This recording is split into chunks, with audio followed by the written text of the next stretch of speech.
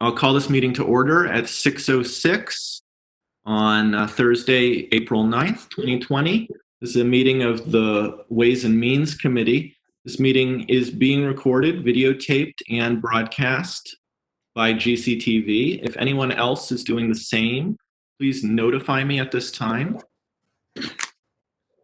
Councillor Otis, we are also audio recording with our usual device in the council office. Thank you, Clerk Scott. That's great. It means I don't have to do it myself.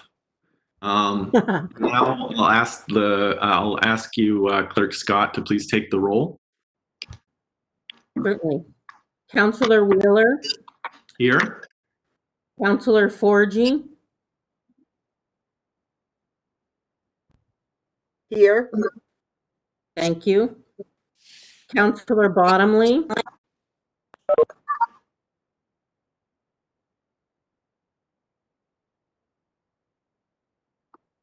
Here, sorry, I was muted. thank you. Councillor Disorder, Here. thank you. And I don't see that Councillor Elmer has joined the chat yet or joined the meeting, but when he does, if I notice that he does, I will break in and let you know. Thank you, Clerk Scott. All right. So before we get started for real, a few notes. This is an adventure. We're all learning how to meet virtually. This is our life right now. Please, if you haven't already, mute your microphone and check right now to see if it's muted. We're going to ask everyone to keep their microphones muted for the duration of the meeting, except for when we call on you to speak. To the committee members, if you have a question, you may either interrupt or I think what I prefer is to write something in the chat window on the right. You could just type hand or I'd like to speak, whatever you prefer. Otherwise, we're going to try to avoid using the chat window. It's just because of open meeting law and it's a distraction, but we will use it if need be for those sorts of logistics. To the counselors that are in the room right now and that might watch this later on GCTV, I'd ask you to please forward any questions that you have about the FY21 budget to the clerk's office. They will collect them and we will forward them to department heads so that they can be prepared for their budget meetings. And we'll make sure that the questions get asked and answered in due course as the meetings go. So our agenda tonight is the executive presentation of the budget from Mayor Wiedegartner and Director Liz Gilman.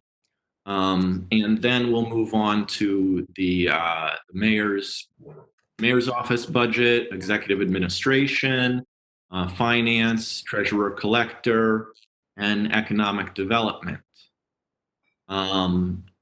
So hopefully Councillor Elmer will join us shortly. I have a text from me. Okay. I just sent him a link to join. Great. Thank you, Kathy. Thank you. So I'm sure that Councillor Elmer is in the process of logging on now. So at this point, I think I'll turn things over to the mayor and the finance director, and we can get started. Thank you. Thank you very much. And I'm happy to be here watching the wind blow. Hopefully we all maintain continuity here. I know there's, in the interest of time, I'm not going to chat too much with you, except that it's nice to see all your faces. I going to ask Liz to I'm going to turn it over to Liz for now and let her give you a brief budget overview. And then I'm happy to come back on and do the executive presentation, my portion of this presentation.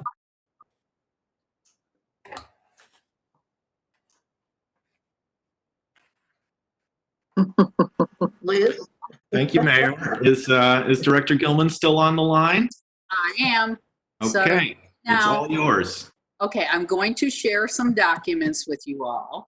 Okay, I put them all in PDF because what I found was when I'm in it, it shows all the different documents and it's easy to toggle between them. What is going on? Here we go. Okay, so can everyone see the budget book? No. There, yes. Okay, so at the top here, this is why I'm saying I put it all in PDF, because I can go to my budget overview, which I will start at the beginning, and then the attachments, and we can go back to the budget book. So it's much easier to toggle between all three. So I'm going to start here with the budget overview. This information is very detailed. So at the next Ways and Means meeting, if Councilor Forgy and Wheeler approve, we can take questions on this information once you have more time to digest it. So besides the overview, one of the goals of this presentation is I hope you take away the relationship of fixed costs to the overall budget, because I want to illustrate the We Are One concept, that there is one pie and pot of available revenue that's divvied up between departments. And so let's start with the budget assumptions. So we use the governor's budget for state aid. The MMA, and I also spoke with the director accounts for the state, has said that they are currently already redoing the revenue numbers for FY21. So this is something we will have to deal with because the governor's budget will likely be reduced. Local receipts are in the budget at 4.681 million. That's an increase over FY20 to our increase in trash fees, which is offset by an increase in expense. Cannabis revenue increased. And one of the attachments here, I'm just going to toggle over. Attachment 1 is all the local receipts. And as you can see, I'm not going to expect you to digest this all. We can take questions at Ways and Means, but it's a lot of accounts. And what's important to take away is it's the bottom line, because some come in over, some come in under. Motor vehicle is one I call a stabilizer that we generally try to budget lower so it'll cover any variances, and including variances in real estate revenue as well. I'm going to go back to the budget. New growth is in at 230,000, and valuation increase of 25 million, which is the same. For these two figures, I work with the assessor's office and RRG, our contractor. We have discussed it with them twice, and they feel it is a realistic number. So in the mayor's budget, the tax rate. Councilor Elmer has joined the meeting, just to let everyone know. Okay, thank you. Yep. I just want to check that everyone can see what I'm see the display. Yep, good. Yep. the budget, the mayor's budget is $53,879,617, and that represents a $2.3 million increase. It represents a tax rate of 23.55, which is a 2.69% increase, or 62 cents. Excess levy capacity, which I will talk about in the next screen, will be 1.5 million. I just want to draw your attention to this. Likely will be reduced. School choice sending has a special education increment that gets added to it at the end of April. So if you look historically, you will see that from the governor's budget to the final budget, school choice sending increases. So now I'll just talk a little bit about excess capacity. Oops, I went too far. No, I didn't. All right. Well, I seem to have lost a page. Oh, there we go. All right. Excess levy capacity. These are just definitions, mostly for those who are new. But the levy limit is the max levy that you can assess every single year. It is the prior year's levy limit, and it's increased by 2.5, and you add new growth. The levy ceiling is 2.5% of the full and fair cash value of all the taxable real and personal property. You can never go over your levy ceiling. So even if your levy limit is increased by 2.5, if it hits the levy ceiling, you have to stop. Excess capacity is basically the amount of the tax levy limit that you are able to assess that you didn't assess in any given year. Now, I have an attachment in here that shows historical excess capacity for the city of Greenfield. And we can discuss this later, but as I have mentioned before, Greenfield is near the ceiling. And you can see it has gone down through the past 10 years.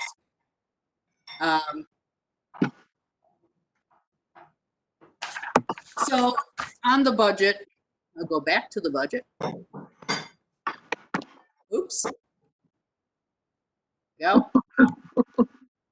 The major drivers in the increase in the 21 budget expenditure-wise, health insurance. Three reasons really. 7.5% increase. Retirees. Every time you add retirees and you have to increase and you hire a new position, now you're paying for 2 positions. And then secondly, at the FY20 annual budget meeting, health insurance was reduced by $144,000 when it couldn't be. And so subsequently, and you'll see that in the next line that I'll talk about, free cash had to be voted. And the free cash, when you come around to the next year, you have to fund this out of available revenue. So free cash, the amount of that was utilized in the 20 budget that we're now covering in the 21 budget is $276,530. The increase in the school committee appropriation is $370,000. The retirement assessment is up $367,653, and union contracts and NR contracts are increasing $432,000. So those are the major increases when you look at the overall $2.3 million increase.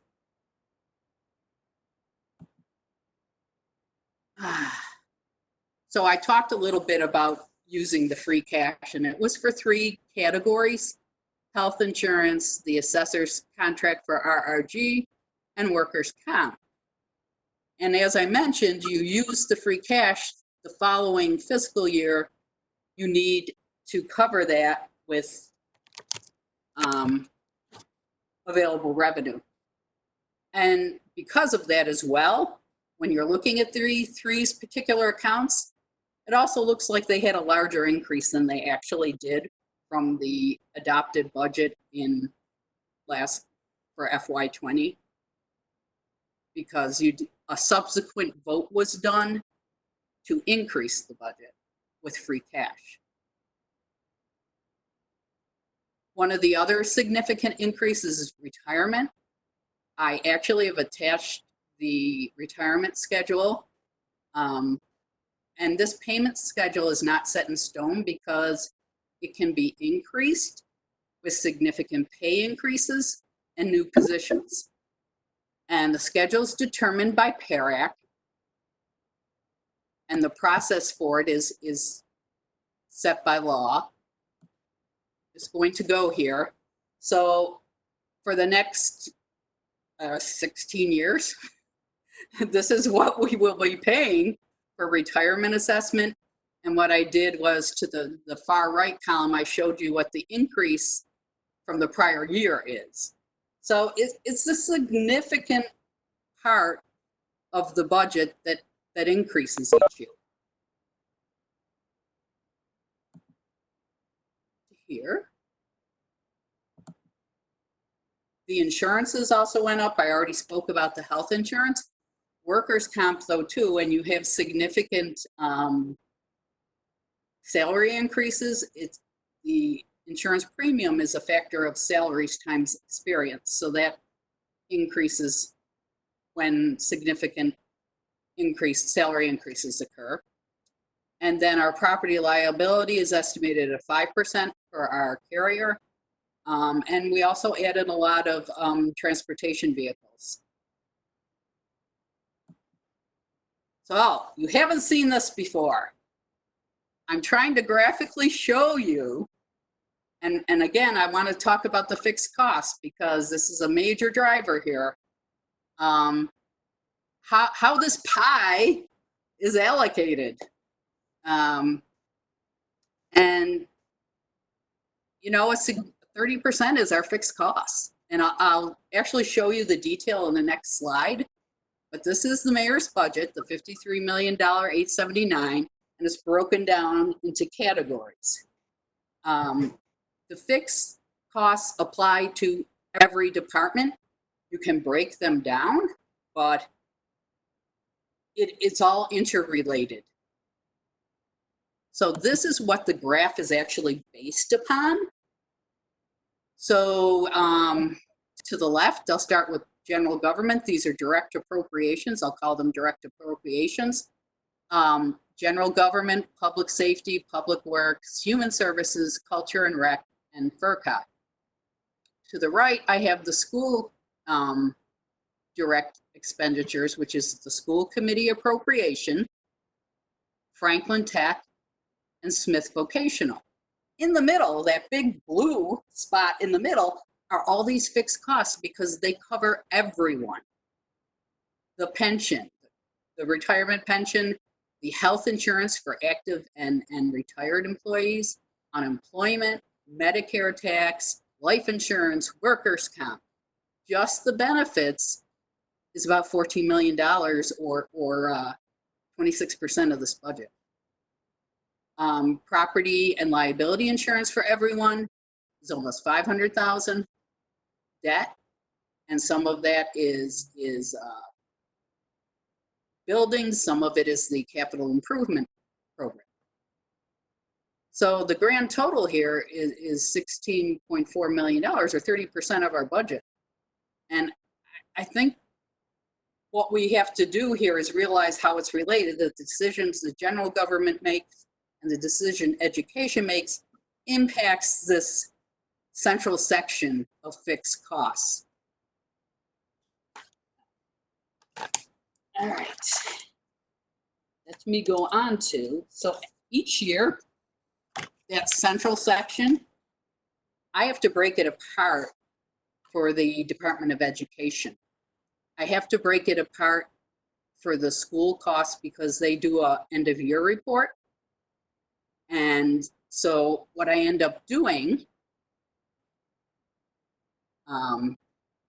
is I break it apart, and then I have to give the school business manager and the superintendent the backup for how I broke it apart with the detail. And then the auditors come in and not only audit the report, they audit the detailed backup, as well as the enterprise funds. I also break out of that centerpiece. So I'm going to give you an example. This was at the close of the fiscal year, because I can't do this till everything's finalized for a fiscal year. I broke apart FY19. So to the left are like all the direct ones, the school committee appropriation, Franklin Tech, Smith, school choice sending, charter, and a special education increment. To the middle, the blue box is all the benefits. So the school's portion of the benefits for FY19 were about $5.8 million. Then just school-related debt service, and then operations, utilities, central maintenance, insurance. And the school has to report this specifically on the end of year report. So that's why I'm required to break this apart. So of the general fund budget in FY19, 33,126,000 went to education related expenses. Now, one of the normal calculations or way to measure this that's specified is the total amount to be raised from the tax recap, which is a line on the tax recap, and I can show you that later, but that equates to 58.9%. The other way to look at it is to back out all the education-related revenue, which is Chapter 70, Medicaid, charter school, evento, their portion of general fund interest, but it comes out very similar, 58.5. So it's very close.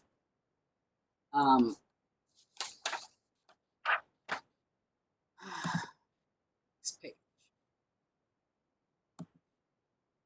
So in the current FY20 budget, for example, because I know that some people, and I know you may get these questions, will say, well, where did $1.3 million go? Well, 726,000 went to the school committee appropriation. 200,000 went to increases in health insurance, new retirees, and the school actually added a lot of staff.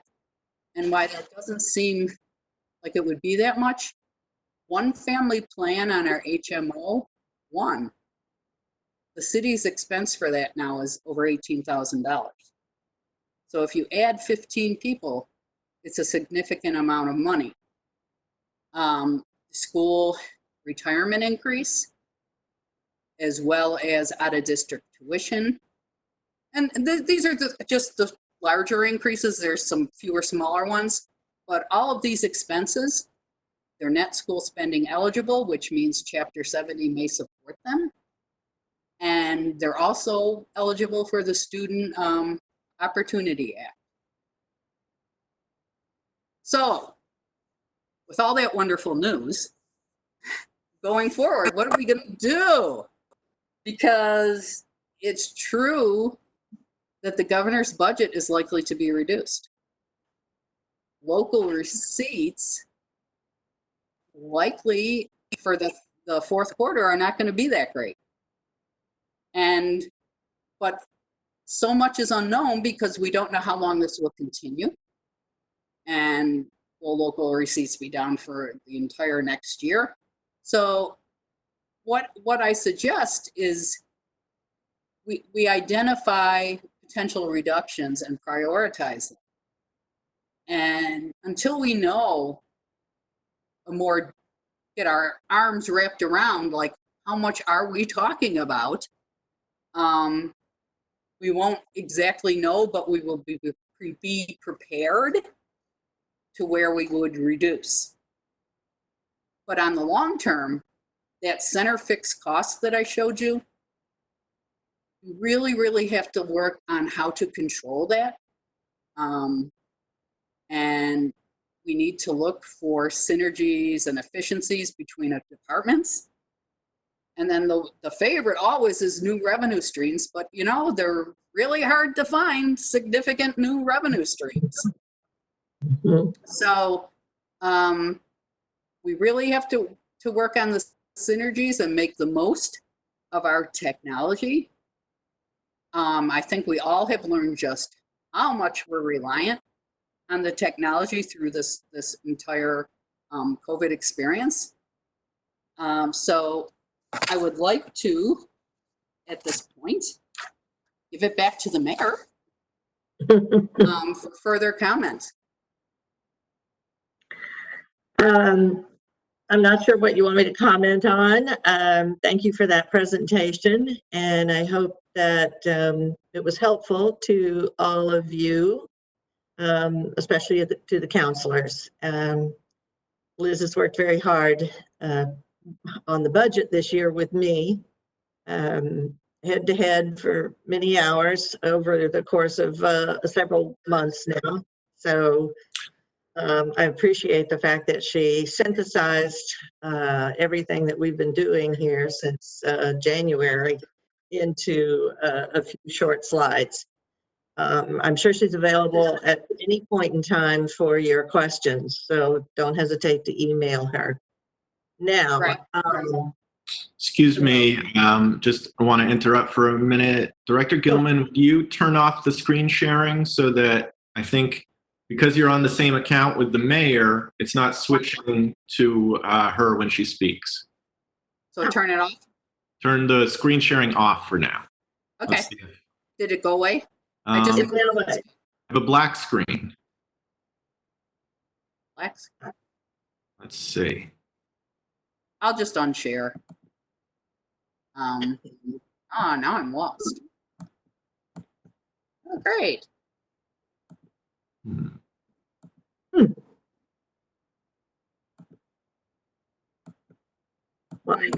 Sorry, guys. Technical difficulties. See, Well, I know. I think Mayor, you can continue while Liz tries to figure that one out. Sorry, Okay, guys. so I guess I have a question, Otis. I think you want me to go into presentation of the executive budget now? Yeah, so actually, let me lead into that. So for committee members, we're gonna, as the There mayor you are. said, there you go. Sorry. We're going to start with, if you have your budget books open, we're gonna start on page 61, I believe, with account number 120, the mayor's office section of the budget. And so prepare your questions for that. And Mayor, if you have anything that you'd like to lead with, feel free. I know you were handed a somewhat unorthodox just bevy of numbers, I think. I know the previous administration was rather creative, so Yes, they were. I'll let you speak to that. Well, you're right. I was definitely handed the budget that I had no real part in totally putting together. I think I explained that in my message, or maybe I didn't, but yes. The department heads had already started, and so forth and so on. So with respect to my budget, basically I was given nothing to work with. The day I arrived, let alone going forward. So I was left with an office with no staff other than Chief of Staff Danielle Letourneau, who has done an extraordinary job from day one and is doing a wonderful job right now during the whole COVID experience. So I can't thank her enough. And I don't blame her for not being on this meeting tonight. So, she's probably had a long day. I had to figure out how I wanted to craft my budget and my office going forward. We were able to hire, Liz has found money somewhere to hire a full-time administrative aide, and that is Bill Stathis. Most of you, I think, have encountered in one way or other Bill. That position was left at a part-time position, which was clearly not going to be able to work. So we did find someone who's been very good, and one of his particular strengths is constituent services. So I was happy to have him there at the helm, answering the phone at what I had no idea was going to be such a busy office. I mean, I expected it to be busy, but not at the level it was. And I don't know if it was, oh goody, we have a new mayor, let's bother them, or if it was, oh goody, we have a mayor we think we can actually connect with. I hope it was the latter. But anyway, Bill has been great. So I was able to have some time to think about how I thought the mayor's office ought to function going forward, never dreaming, of course, that we would have a pandemic somewhere in there, but how I thought the mayor's office ought to function going forward in order to provide the level of services plus the level of communication and care that I wanted to give to the city of Greenfield and to the people, to our residents. So in the budget, you will see, I guess I could go to highlights or whatever, but in the budget, you will see, obviously, salary increases for everyone in the office, because we do allow for salary increases, and they were all brought on at the most modest salary they could possibly be on for commensurate with the work that they do. So, and I will include myself in that category as well. So you will see salary increases across the board there for myself, for Danielle, and for Bill. You will see one new position, and I would like to explain that. It seemed to me that, and it has been borne out by this situation that we find ourselves in, but it seemed to me that the best way, given how people communicate these days, is to have someone who could communicate on many different levels to the people of Greenfield in order to put forward that transparency that we really wanted, both transparency and high level of communication to the people of Greenfield and to people beyond Greenfield who inquire about the city. So, and one thing I also realized very early on was that Bill is in a big office all by himself, and there are, I mean, every now and then he does need a break. Every now and then he gets, as we all do or can. And so an assistant, two administrative people in that office seemed like something that was really needed. So Bill's forte, as I said, is constituent services. He's very good with people who call in. So in addition to the general admin things that he is doing for me and for Danny, he handles all of the outgoing incoming calls and communicating with people who call in with questions and or problems and need to or just need to vent their concerns. And he's very good at it. He's very patient and does everything he can to make sure that information gets back to them. And the administrative assistant and communications social media person is intended to be someone who can back up Bill and also develop what I think should be a full-blown outreach, communications outreach to the community on all levels. We know that various people communicate and want to get their information various ways.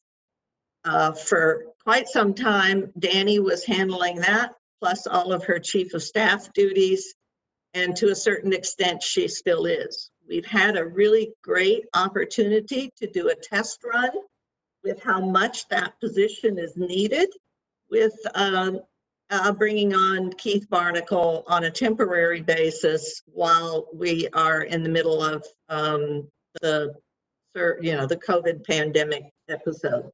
He's been doing a great job helping with as a press liaison, went and found all of the dead, Twitter account and Facebook page and any number of things that the city wasn't properly utilizing in order to communicate both good and bad news. And unfortunately, lately it's had to be a lot of bad news. And he does more with the website now. Bill was handling the town website all on his own. So Keith took that over. So it has been a good model. It's worked. He's been able to back up Bill. I remember one particular day back in early January when both Bill and Danny were sick, and literally I was the only one there attempting to work and also field phone calls. So it does help to have two people in that office. We haven't changed much in terms of added, I don't think significantly in terms of our purchase of service. I did put in a line item for marketing because I do think that going forward, and perhaps now more than ever, we're going to have to get the word out about Greenfield, particularly after this is over, because we have no idea where it's going to land, meaning when it's going to end, and what state our economy for the city is going to be in, but we know that we are going to have to ramp up very quickly. So I thought it was important that we have, I put it in long before I knew there was a pandemic, but for different reasons, but it's now going to become very helpful. And we have some expenses in there for advertising, the obvious office supplies and so forth. Meetings and seminars has not changed dramatically. I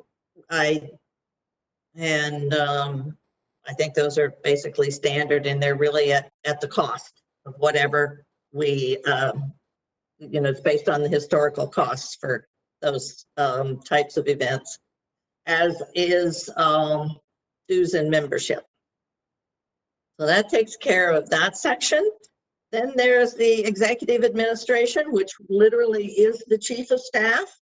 The chief of staff, of course, had a salary increase, which is definitely commensurate with her job and at the very lowest end of that. And next up, same with her meetings and so forth, is all based on historical expenditures. And I think that does it for me. It looks like that stuff is, I don't know how you're planning on doing it for this. It could be economic development, it could be finance. I'll leave that to you. Yeah, thank you, Mayor, for, I think, precluding a lot of the questions that we have. The structure of the mayor's office now sounds to me a lot like what was there 2 years ago when Lindsay Rowe was in the I believe held the Communications and Constituent Services Coordinator title. And I always thought that was a structure that works. And I know Mr. Barnacle, so I'm glad to see him there. Before taking questions from the subcommittee members. I have one, and I was just wondering about Mr. Barnacle's position. You mentioned that it's temporary. Is it budgeted as temporary? Is there any hope to make it permanent? Well, it is budgeted as temporary. It's going to be up to you folks to make it permanent. So, you know, it's there. I think that Keith would be more than happy to stay on in a permanent capacity. But right now, yes, we are budgeting it. I think it's coming out of the mayor's unrestricted fund, but Liz can correct me if I'm wrong on that. So, and we will most likely be able to be reimbursed at a certain amount. Is that correct, Liz? Oh, she may have her thing on mute. I don't know. Sorry. Yes, that's correct. Yeah. You hear me? Okay. So that's the good news about that position. But I would like to say this, just in general about the reimbursement under emergencies, FEMA, whatever. It is only 75%, so we're still going to be on the hook for 25% of those expenses. And it is my understanding, and something that one of the many things that I learn on a daily basis about being mayor, it is my understanding that sometimes that money doesn't show up for 2 to 4 years. So don't think that they're going to just automatically send us a check at the end of this. We will continue to have to make do from our own coffers until that comes in. I have seen references to expedited funding or expedited reimbursement. So we're exploring all of those avenues, and if we can get some of that in sooner rather than later, we most definitely will. Okay, thanks for the update on that, Mayor. At this point, I'll take questions from the subcommittee members. You can either ask to speak in the chat on the right or just jump in now. Just remember that we're operating according to Robert's rules, so wait to be recognized by the chair and address your questions to me as chair, and then I'll ask the various department heads or the mayor to answer them. So any questions on the mayor's budget or the executive administration budget as presented so far? And feel free to just unmute and jump in if you'd like to speak. Because the one awkward thing is there's so many people in the meeting, I can't see you. So if you were to raise your hand, I certainly wouldn't see it.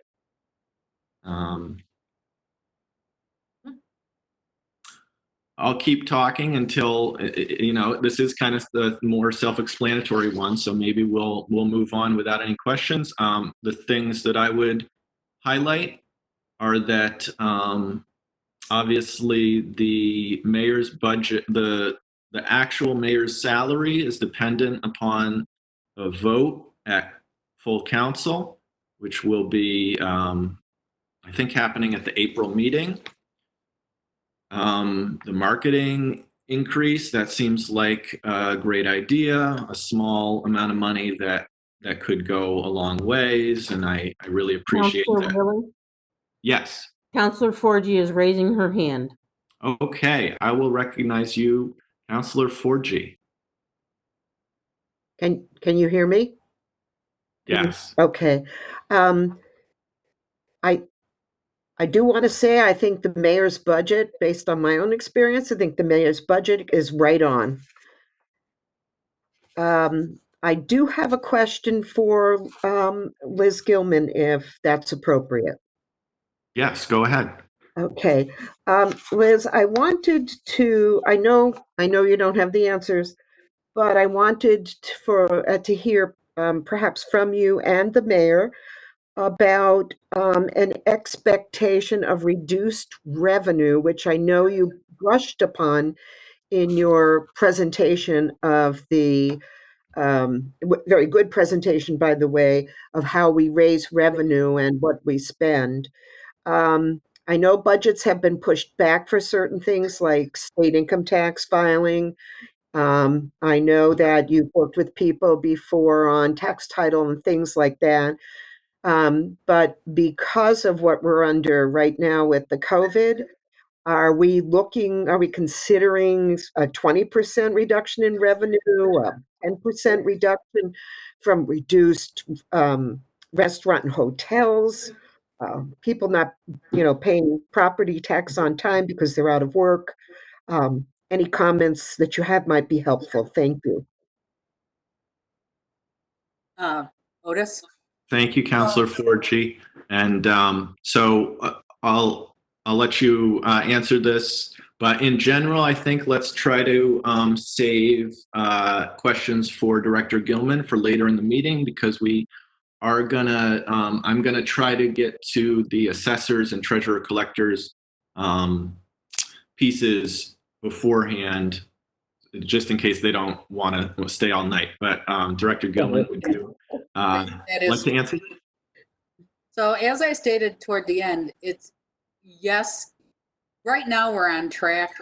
We will hit our motor vehicle, we'll likely hit our meals tax. Everybody order takeout, please. But We had Greek for dinner. okay, the hotel tax, yeah, I'm expecting the fourth quarter to be pretty bad. But I can't quantify it exactly, and I don't know how much the governor's budget is going to be down. So what I feel is the best strategy is to be prepared to know where we would cut at different levels. This is to just make cuts to departments that are already struggling, and put us further behind in trying to achieve efficiencies, especially in technology, doesn't seem wise until we get a better grasp on the picture and the numbers. Thank you. Thank you, Director Gilman, and thank you, Councilor Forgy, for that question. I think we'll probably dig into local receipts more later. Any further questions on the executive branch, executive administration, or mayor's office line items? Okay, seeing none. Thank you for that, Mayor. And I think now we're gonna move on to economic development, and I'll recognize Director MJ Adams. If she's Director Adams, are you on the line? I am. Great, nice to hear you. Would you like to just give a brief overview of where things are at in economic development? Sure.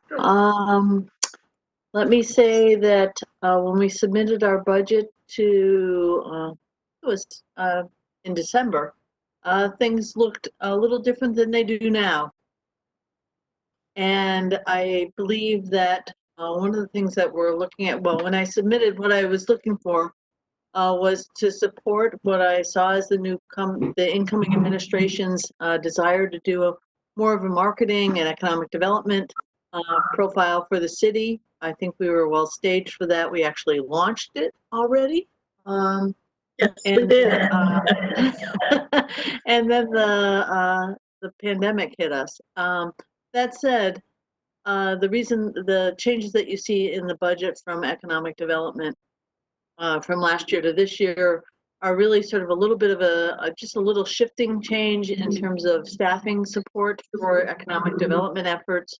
You know that at the moment, my position, the Economic Development Director and Community Development Director, is a combined position that's partially funded by town funds for the economic development piece and community development block grant for the community development piece. And the only shift I was looking for was to be able to bring my grant program assistant on to provide some administrative support so that I could legitimately ask her to be doing town-focused work rather than CDBG grant support work.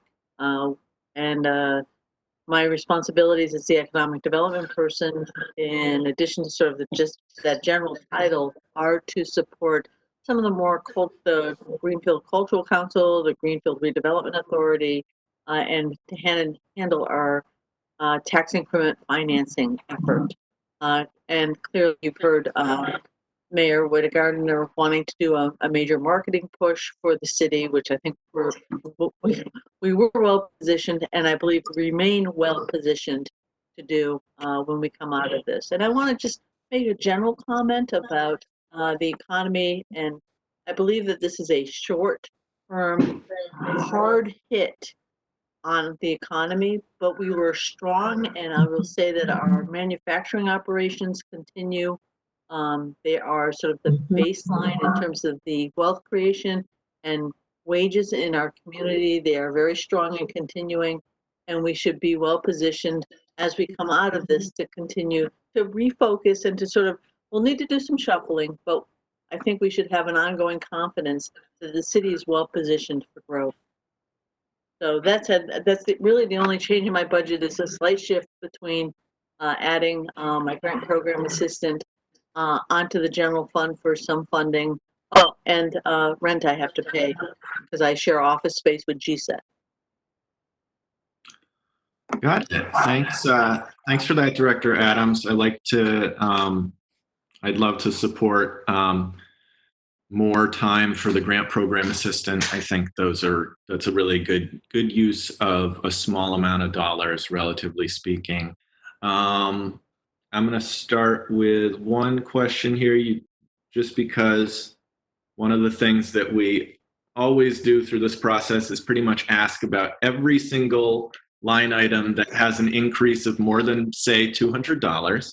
So purchase of service, is that the rent increase that you just spoke to?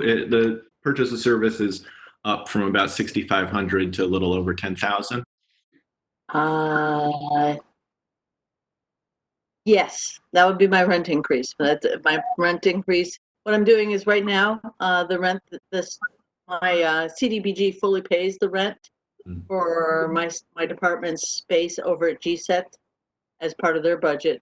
And it's a little bit of cost sharing so that when CDBG comes out and says, how are you spending your CDBG money? And they're seeing that some of our work is related to support the town's economic development efforts, there's an acknowledgement that rent is a reasonable expense and should be part of the town's share of the cost of operating the economic development budget. Okay, thanks. That makes perfect sense to me. Any questions from subcommittee members for Director Adams?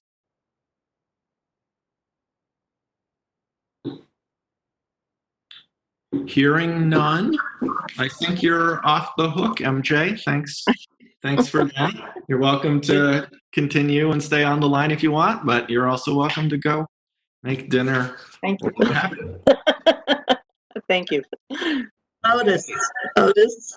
Yes. Is that Mayor? That's me.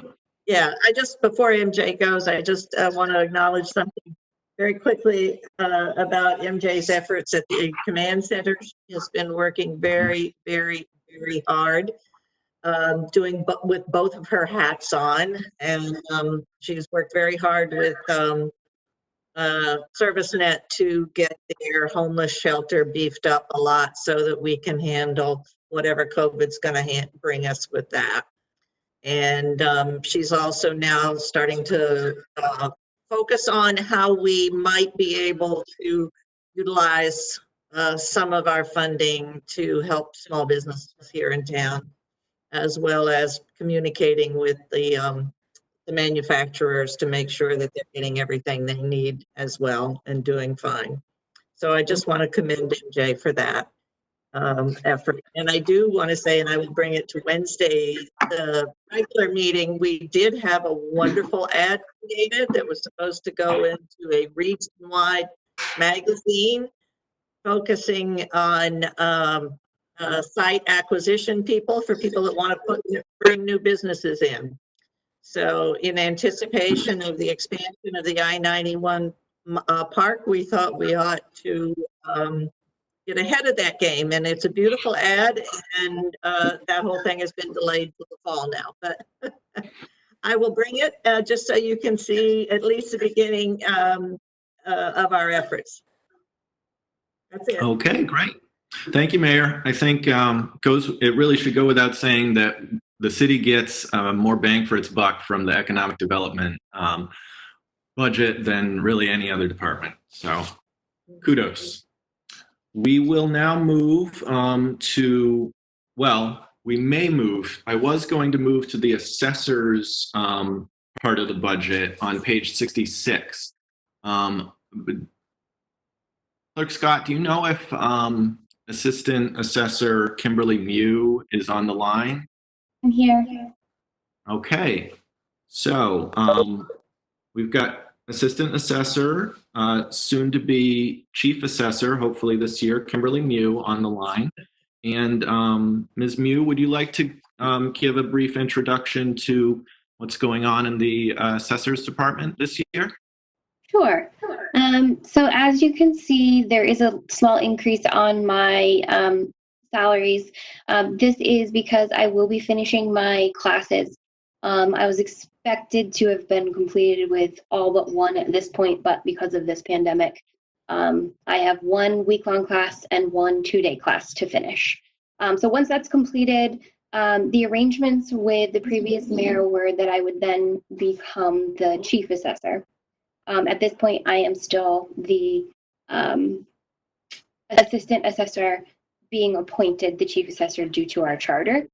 And then you'll just see that I had put in for 5 extra hours for the administrative clerk, hoping to get her back up since we're open now 5 days a week. It would be great to have that extra little bit of help. The other increases, you will see our deeds increased. We do see an increasing amount of sales, so I just put a little extra there because we're cutting it really close with this year's budget with our sales. And what this is basically is we get the deeds from the Registry of Deeds, and this is the charge for getting those. You'll also see that legal and my advertising budget went up just a little bit. And that's just because of the ad for the classification hearing. In the past, I think it was about $50 or $60. And then this year when we got it, I believe if I'm correct, it was about $85. So bumped that up just a little bit with a little extra wiggle room in case we needed to put something else in the paper. And then I think the final, I've got 2 more. You'll see my mileage has increased. And that's just due to the fact that there's going to be 2 people in the office that can be going to any meetings, seminars, classes.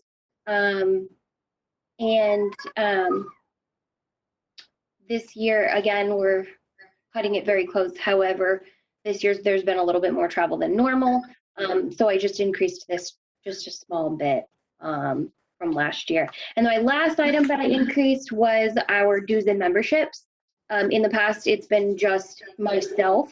And so this was the increase to actually have the board members as well as my administrative assistant be a part of the Assessors Association, which we felt was an appropriate adjustment since the board members vote on all of our items. And the administrative assistant is the person who's also helping me work through those things. So we just thought that was an appropriate adjustment. But otherwise, I think that's it for my budget. I do have some questions from Ginny that I can answer, but as for my budget, I think for the moment, that's what I've got. Excellent. Thanks, Ms. Mew. And are there any, before we jump into Councilor DeSorger's questions, which we'll get to in just a second, are there any other questions from subcommittee members on the line items that Ms. Mew just went over?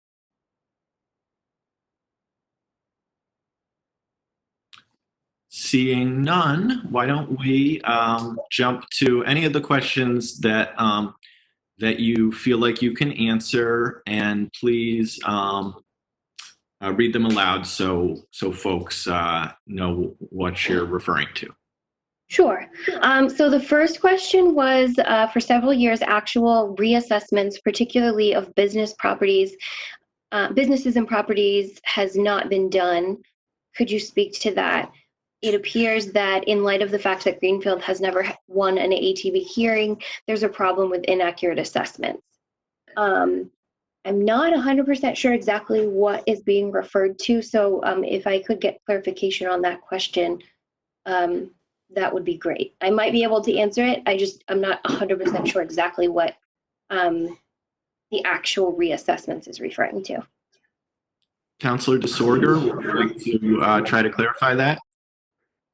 I believe that we allotted money over the past couple of years for the reassessment of business properties, and as far as I know, that has not been done yet.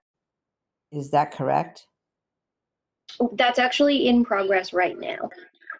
And are they still able to work right now, or? No. Well, they're not doing the inspection right now, but they are doing other work for us. Thanks. So just to clarify for anyone, I think what's being referred to is the $30,000 that was appropriated for RRG to do a commercial reval, a partial commercial reval. Is that correct? Yes. Great. And then I think the second question was also, it specifically says there was a $30,000 vote. So this is with remote assessment, single family homes were increased in value 1.8% across the board for fiscal year 2019, and condominiums were assessed an increased value of 2.9% across the board. Citizens were assured that businesses would probably be reassessed, and I believe $30,000 was voted for the purpose in previous years.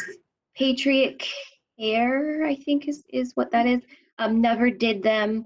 Could you please speak to that? At the last assessment meeting I attended in late January, RRG stated that they were going to get business properties reassessed quickly, and then COVID-19 happened. Did they have time to complete any of that? If so, which ones? So this is a pretty loaded question. I believe in response to the percentages, the reason that, without having the data directly in front of me, I believe the reason that the condos went up a little bit higher was because the demand in sales for condos was actually higher than single families at that time. And yes, there was that $30,000 set aside, which when RRG first came on in October of 2018, I don't believe that had been set aside just yet. It was set aside it was either late 18 or early 2019. And as all of you know, in 2019, I was out on maternity leave. So on top of trying to catch up for everything that was sort of on hold in the retirement of Chief Assessor Audrey Murphy, in just the movement in the office that was happening, and then me being out on maternity leave, the project has been on the top of the list, but to keep basically everything up to date and current for the state and keep moving with our tax rate, it did have to be sort of put on hold at the moment, but we have started that. We've done a pretty good portion of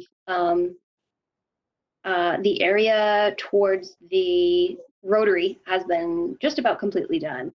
And then John Frank, who works for RRG, has been in Greenfield 2 or 3 times a week doing downtown. And then unfortunately the COVID-19 did happen, so we had to put all inspections on hold to be safe for not only all of us, but for all of our business owners, residents, and all of that as well. So they are still planning to continue on with that. It's just as soon as we can get back out, we will do that. And I think think that was it for that question. Thank you, Ms. Mew. Did that answer your question, Councillor DeSorger? Or would you like to add something? I would like to add that I just put those questions in today at about 2:30 to Director Mew or Chief Assessor or Assistant Assessor Mew. And I didn't actually expect that you would be here trying to answer that tonight. So I'm very grateful for that. It just has occurred to me that this is one of the ways that we are going to be needing more revenue, and that there are certain, I follow that like a hawk, and there are certain businesses that weren't done along Main Street, Federal, and Chapman, and then there are also a couple of neighborhoods that I think that you're aware of that actually needed reassessment. And that would be something that if they were actually truly reevaluated as opposed to just increasing them by a certain percentage across the board, that would bring more revenue to the town. And I think I've said that at your meeting, and I do appreciate your looking into that. But I think that especially in the downtown area and Federal and Chapman, and these businesses are going to be having a lot of difficulties right now. And I'm doing my part by going out to getting takeout as much as I can. They're going to be in trouble right now, but many of them are markedly underassessed. And if that were completed and that revenue, it would just help so much to balance the budget. I see that as one of the number one problems, not that, and I know that you're working very hard on it, and thank you. I hear what you're saying, and I agree that I think that definitely our commercial properties need to be all looked at. You know, as being the assistant clerk before, I wasn't aware of all these things that were going on, and now that I'm in this position, I do see that there are some things. During this period, as you know, we can't inspect just based on safety, based on the fact that something like that would be considered non-essential. But it's definitely something that's very important. If it comes down to the point where we potentially need to talk to RRG about getting a second inspector out to help John Frank. The reason at this point that we only had John Frank was because commercial industrial properties are his specialty. What he does basically is he values them. He does an appraisal on them. So he knows the ins and outs of absolutely every detail that there is for commercial industrial. So that's why we have just him right now. But I do hear that definitely, depending on when we are able to get back out, we definitely need to get this moving. And I'd like to, if I can, I'd like to just skip down to your question about asking my thoughts on the split tax rate just very quickly.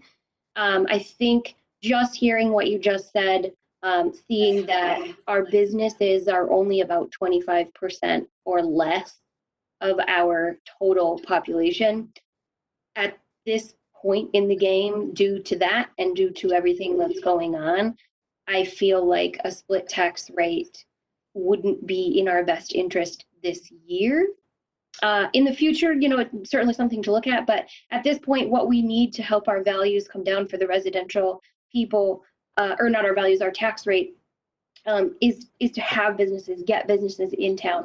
And once they're here, once we have a good establishment, then we can talk about a split tax rate. But I think at the point where we are right now with a lot of mom and pop, a lot of small businesses, the split tax rate could potentially hurt them, which in turn would continue, so to speak, hurting our residents because it's going to increase the tax rate if they all leave. And then we'll be basically like a sleepy little town with only residents and very few businesses. So my opinion right now would be not the best timing, but again, we'll deal the cards when we get them. Go ahead. I totally agree with you on that. And I think this would be a particularly difficult year for that. I just am hoping that as soon as this pandemic is over, that we can tackle that. And the couple of areas that we've spoken about before, that probably residential areas that need reassessment, because you play such an important part in what revenue we are so desperately need. So if that can be done when all of this is over, your department alone could just make a huge success for this town. Thank you. Okay, going on to the next couple of questions, Councilor Wheeler, I think they were more for the treasurer collector. Do you want me to continue on with those questions, or did you want to wait until we go through her budget first? Yeah, I actually have them in front of me, although I could pull them up, but I think we're going to do the treasurer collector's budget next as soon as we finish this, so maybe it makes sense to save those. Okay, there's only, I believe there's 3 questions, and I don't mind reading those when it gets to that point, if that would be helpful. Okay, great. Thank you, Ms. Mew. Are there any further questions for Ms. Mew or about the assessor's budget in general? Okay. Seeing none, I think we'll move on. I certainly echo what Ms. Mew said about the split tax. I personally would not advocate for looking into that this year. And I don't really think that Greenfield is calls for a split tax rate. Can I just mention, I noticed just now on my, where it says participants, on my name, there's a little hand, and it's actually for raising your hand. I don't know what it would do to the screen, but just so you know, in case. Yeah. The rest of this meeting. Yeah. I'm not sure if that's helpful or not. Thanks for jumping in on that. And I know that feature, and I wish we could get it to work, but we've tried it with the, feel free to click it right now, Kim. We've tried it with the clerk's office, and it hasn't worked. So that's why we're kind of fumbling through this. Okay. The person who clicks on it can see it, but for some reason in the software, I can't. So, so be it. But thanks anyway. No problem. So I think in recognition of everyone's time, I'm gonna jump to the treasurer collectors section now. I think that the treasurer collector Kelly Varner is on the line. Kelly, are you here? Yep, I'm here. Would you like to give a brief overview of where things are at in the treasurer's office this year? Well, it's been a little slow going on collections the last month because of the coronavirus, obviously. We're doing the best we can to try and bring money in and try and keep all my staff safe. So we're on a rotating schedule right now so that we're all not too close proximity to each other. Like Liz said, we're hoping we're going to hit the motor vehicle excise revenue this year. So far, tax collections are looking good. I don't know what fourth quarter is going to bring just because of everything that's happening. I'm hoping that, most people have their taxes escrowed so that it won't be too much of a problem for too many people. But I guess we'll find out in the next couple weeks. We recently, I don't know if everybody knows about Passport, we took over all the parking permits and everything this year. That's been a little bit of a challenge. Passport doesn't always work perfect, so there's always growing pains when you get into a new technology. So we're working with it the best we can. Hopefully next year will be a little bit smoother than this past year. But as far as my budget goes, my budget doesn't change a whole lot from year to year. I had requested wages for the 3 full-time admins that I have in my office. which you noticed the mayor had made a change to that. Office equipment, it's basically, we have a contract for NeoPost, which is our folder stuffer machine. So they come and fix it anytime we have a problem with it. Bank services, it's basically Christie's credit card fees for the recreation department, credit card fees because we have a corporate account, and we pay a lockbox charge every month for them to process bulk payments for us. What's the other half of my here?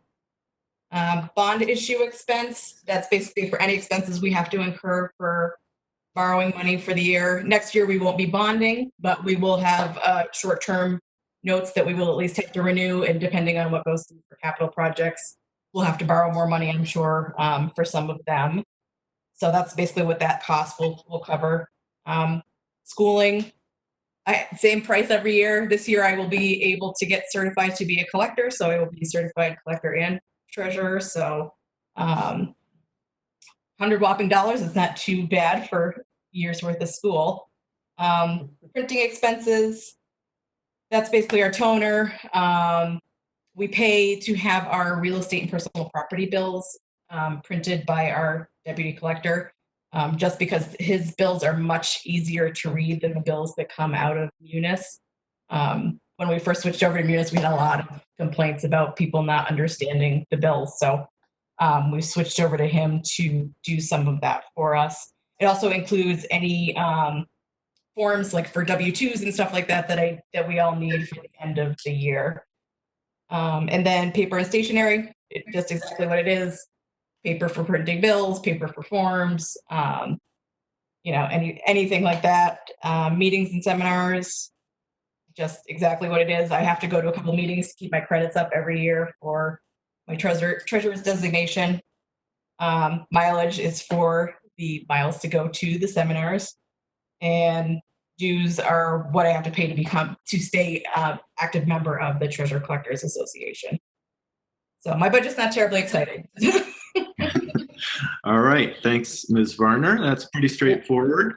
I can see Jenny's got her hand up. Oh, sorry, I can't, I can only see a few people at a time. So who's got a question? Question for Ms. Varner. I do. All right, go ahead. So on your wages and salary line, that does that involve a reduction in staff? That involves a reduction in staff, is that correct? Yes, that is what the mayor had proposed, was a reduction of one person, a full-time person. Okay, from 4 to 3? Yes, it would be me and 2 staff. So 2 people essentially doing all the day-to-day operations, which is not ideal. I think it's going to cause some issues, which, the mayor and I have talked about in regards to hours of operation that we may be open. We may possibly have to outsource some issues, some things. So, I don't know. Right. I thought Liz trying to jump in there, but. Director Gilman, would you like to add anything about the Treasurer Collector's budget? One of the options we've looked at is to outsource more to this gentleman who's currently printing, just to save staff time. So we may need another 5,000 or 6,000 in order to do that. But I do want to commend Kelly, because she has done a lot, especially with taking the parking back in. She had to straighten out a lot on the parking, a lot with passport.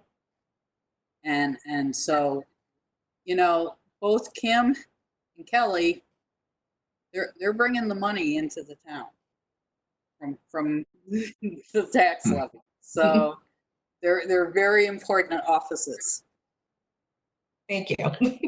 Absolutely, they certainly are, and I'm sure it's not always easy on a day-to-day basis, especially with the difficulties that I think lots of people dealt with, the difficulties implementing the passport system and parking in general, and just collecting people's taxes. People in Everyone general, says they do. So thanks. Any further questions for Ms. Varner before we move on to the rest of the finance section of the budget?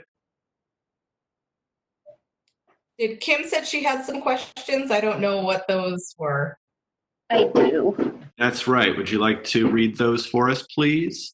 Sure. So these were a couple of other questions that were directed towards the assessors, which I believe actually go towards the treasurer collector. And Kelly, I can forward you this email. So these are from Counselor DeSorger. It says, could you please speak to the 222 cases that are in land court? Is this due to non-payment? And then she notes that this may be directed towards someone else. So basically, can you speak to those 222 cases that are currently in land court? Well, I know there's definitely 222 cases in land court because we don't have that many people in tax title. So I'm not sure where that number came from, but in general, anybody who goes to land court, it is because of non-payment of taxes. We give them plenty of opportunities to pay. You know, I send out several notices before we even put people into tax title. They get notices from the lawyer even after the lien has been filed. We try and set a payment plan, which is what we ideally would like to do to help them get back into better shape financially. We try and do it over a 3-year period so that at the end of that 3 years, they're caught up and paid back up to current. But there are people who just ignore the notices and ignore, the correspondence from the courts and the lawyers. And that's why we have to go to land court, because sometimes that's what's the final push to get people to actually pay. And sometimes if they have a mortgage on the home, the mortgage company ends up paying. So then it becomes their issue to deal with. But I would say there's probably maybe 40 cases in land court. I don't even think there's that many at this point. There's some that probably have just started. But there's definitely not 222. You got another one? Yeah, go ahead. And thanks for answering that, Ms. Varner. Ms. Mute, was there another? There's actually one more for Kelly, and now that I'm reading these again, the very bottom question is actually for me. But I'll keep going in order. And this one may actually end up being for me too, depending on what exactly Counselor DeSorger is referencing. The question is, how many foreclosure sales were there last year, and to what fund does this go to? So my question to Counselor DeSorger would be foreclosures as in bank foreclosures or as in tax takings from the city? Counselor DeSorger, do you want to clarify that for us? Well, this would just be from going into the town hall, and it would say that they were auctioning off different houses. And I thought, and I know from being a part of the affordable housing or the housing committee that Councilor Wheeler and I worked on, we learned that there are at least 100 vacant properties in town. And I've just seen notices that some of them are being sold. And I thought, where in the budget is that reflected? How many did we sell last year? And where does that money, where does that revenue go to? And how, is that something new is that a new process that we are adopting? It's not a new process. I mean, every city and town does it with tax title foreclosures. Mm-hmm. It's actually better for the town to sell them rather than hold on to them, because it's a liability for us to keep them in possession. And there really is no reason for us to hold on to them and just let them sit there. A lot of banks do that, when they foreclose, they tend to let them sit there, and then the house becomes dilapidated and not worth as much. Mm-hmm. So we try and sell them as soon as we possibly can, after obviously we've given people more than enough time to try and come back and pay the taxes and regain possession of the home. But that's something we've been doing for years now.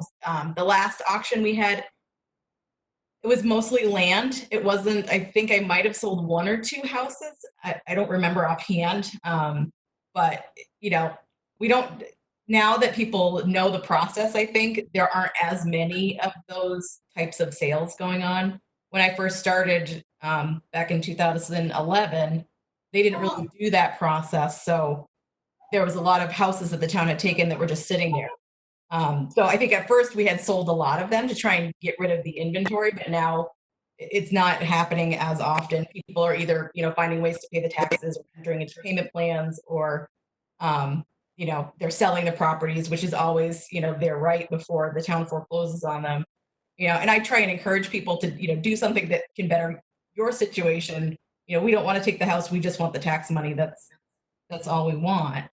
But we've been trying to do an auction every year for any of these properties that we've foreclosed on. And then the money just goes into the general fund. Okay. Great, thanks for that. Was there one more question? There is, and I apologize because I think this one actually is more for me than for Kelly. But Liz has her hand up. Director Gilman, did you want to jump in? I wanted to take what Kelly had said just a little further, in that when we budget the tax levy for a year, we do not receive all the tax levy. So therefore, we don't budget tax foreclosure and tax title revenue, because it's some offset to not receiving all of the tax revenue. But it all, as Kelly said, it all does go to the general fund. Okay. All right, thanks for clarifying that. Yeah, Ms. Mew, do you want to jump in on and answer that last question as long as you're Sure. still here? Sure. And I do apologize for not seeing that before. There's a two-part question. One is RRG continually being paid for the rest of the fiscal year? And what are the plans in place to perform accurate residential assessments in the areas that have not been done for a long time? And yes, RRG is continuing to be paid. They are continuing to do work other than inspections. Today I was actually on the phone with Jeff Reynolds for 3 hours working on our overvaluation applications, trying to figure out a process of how are we going to do this depending on when we are allowed to do inspections again. We have sent out a request to extend the deadline for 30 extra days. And hopefully we don't have to do that again, but yes, RRG is being paid. They are still working. They're just not doing actual physical inspections at this moment.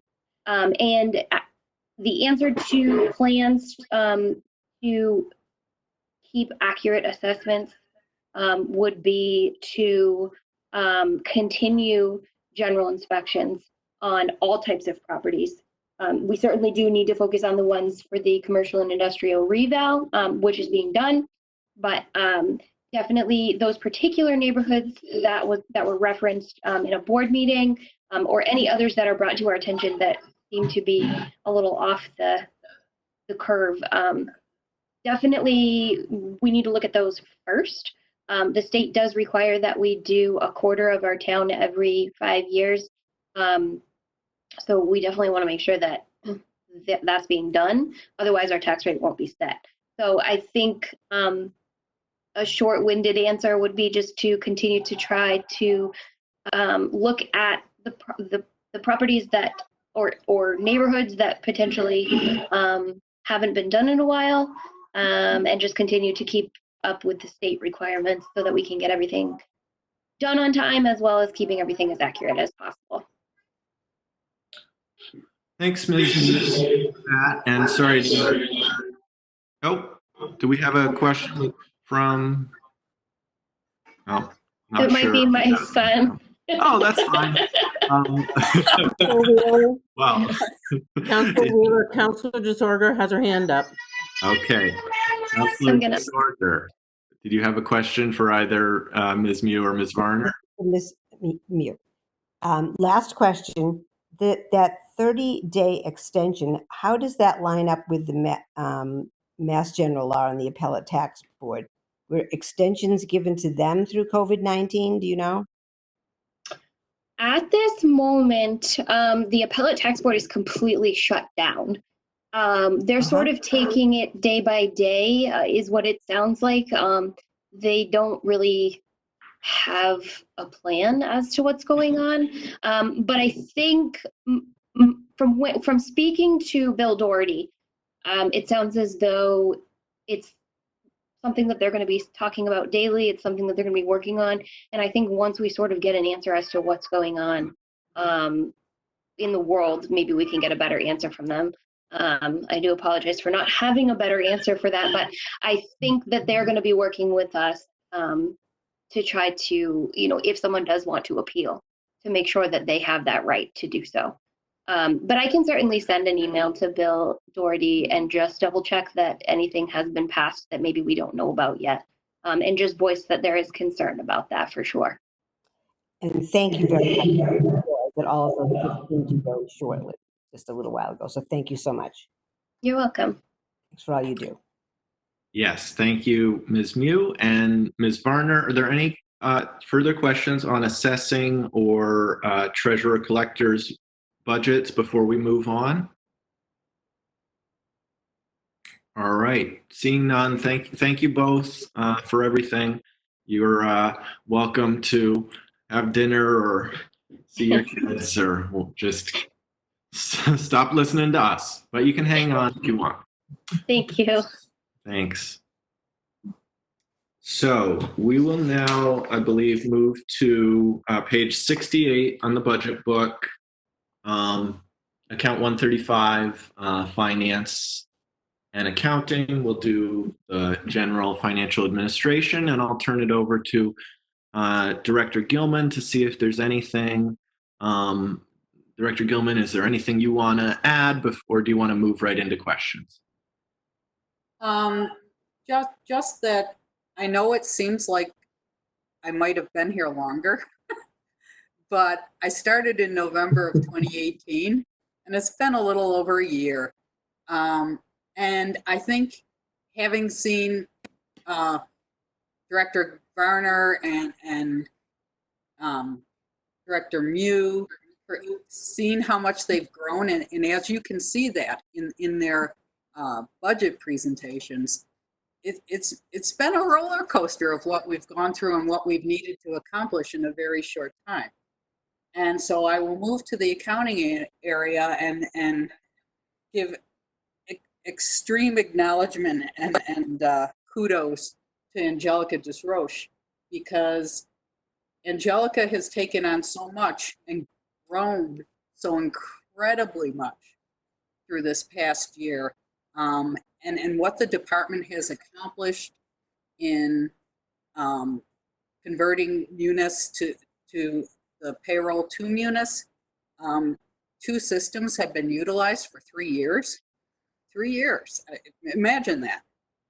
And that walking in and 10 months behind, and they've just grown so much in their positions. And Kim, as you know, has gone up to, will soon be the chief assessor. And Kelly is taken on so much with the parking and a lot more. And I would like to see eventually Kelly have more responsibilities. And so in the accounting area, Angelica has taken on more and moves into the city accountant role, which is by charter. She's currently as a provisional accountant, city accountant, until July 1, to where she moves to full city accountant. The challenges for the office is to roll out more of Munis for Angelica and both myself and the IT department. We need to roll out the HR module. We need to get the self-service portal up and running more. It is up and running, but to get employees used to utilizing it, to get online requisitioning, which is very close to being up and running, so that we are achieving these efficiencies through technology that we're paying for. and we really need to do that, as well as get the normal things done throughout the course of a year by statutes. We have reports that need to be done, Schedule A, free cash, capital budgets, this budget, Schedule A, the tax recap and tax rate. It's a lot, and the independent audit. There's a lot going on in this office. I think processes have improved extremely, and we are working even further on documentation. This COVID experience has put us all in that position to where we really need to make sure that we can function in moments like this, or moments where there's natural disaster, like FEMA when Hurricane Irene came through. The other thing I would also like to see happen in the accounting area is biweekly payroll, because weekly payroll is not efficient. So those are the goals for the department for the upcoming year. Outside of salaries, the largest cost in the accounting department is the Munis support. And it's a set amount. So, and it's a lot of money. Munis, and I'm going to give a nod to the IT department, because Munis takes a lot of technology support, and both from the IT department, but also in user support and training. So, that's another issue where I don't think what was realized, I guess, in that how much of someone's time that would take. So, kudos to the IT department, but all these things that I'm talking about rolling out, the IT department is necessary. Water and sewer meters, we're trying to figure out how that software, that the new water and sewer meters, interfaces with Munis. So it's a lot of work. Other than that, we have like the accounting school. There's one that's held at UMass Amherst each year. It's extremely critical. And I'm a person, I want all my staff to get professional development as much as possible, and especially when it's free. So I'm a big advocate for that. There's not a lot under office supplies. Let me see. Software assessment is pretty much staying the same. The wage increase is due to the provisional accountant going to the city accountant in July 1. I can take any other questions on the budget. If anyone would like to jump in. Thanks. I had, the software assessment. Is that mostly around Munis support? Is that what? That's all. That's the entire line item. That's what I said, but I don't think people realized how much is involved with Munis from a technology standpoint and a user support standpoint and cost. But we're a city, every software that is going to be strong enough to handle all of the city's business is not going to be inexpensive. Thanks. So I think I don't have any further questions on that section, just on the accounting section of the budget. But do other counselors have any questions on that section before we move on?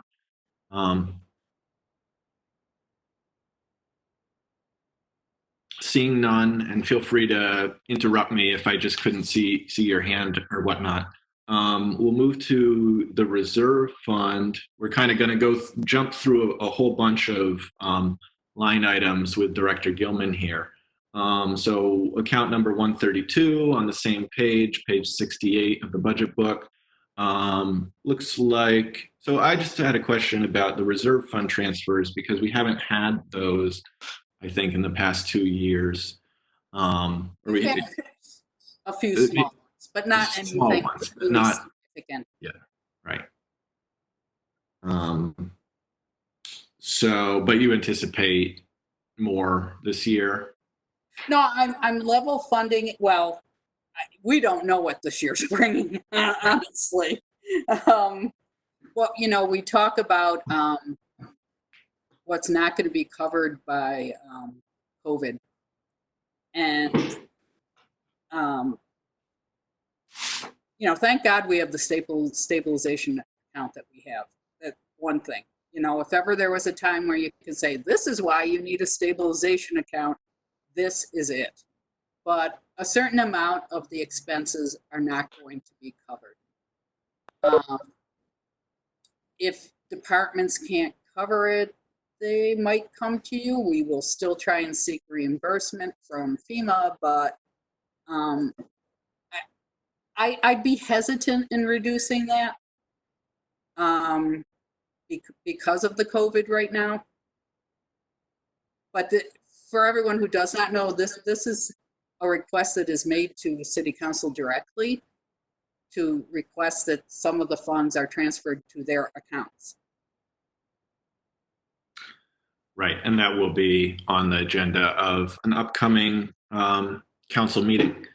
So unless there's any further questions on that, we'll move to the next item on the next page, city audit.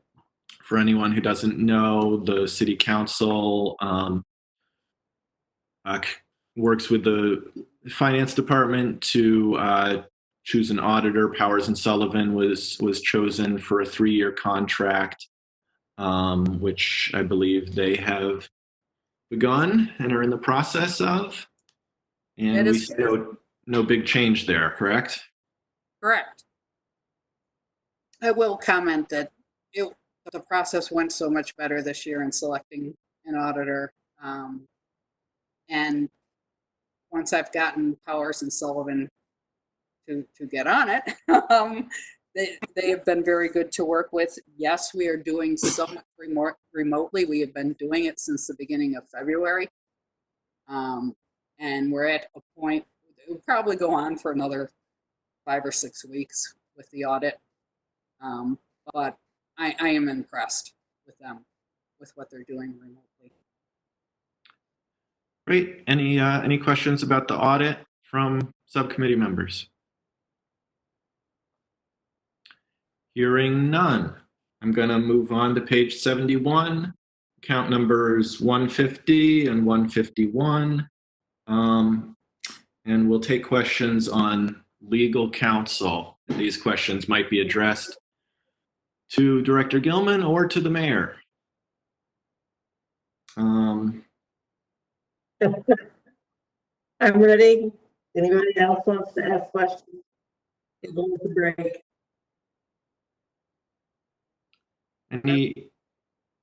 Any subcommittee members have questions? I have one. Please, Councilor Councilor Elmer, go ahead. Yes, I'm sort of passing on a thought that Dan Gwynn had, whether the council should have its own legal representation.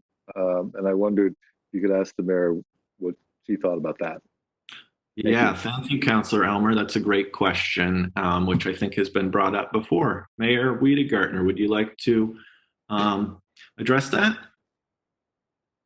Yeah, I don't know that I've had a strong thought about it one way or the other.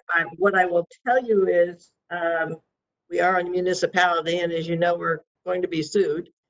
Hence, those are why you see the line items that you do. We are working through some of the leftover suits and bringing them to some sort of a resolution, but that's a slow process as well. So it's my hope that, and I haven't done it yet, partly because I got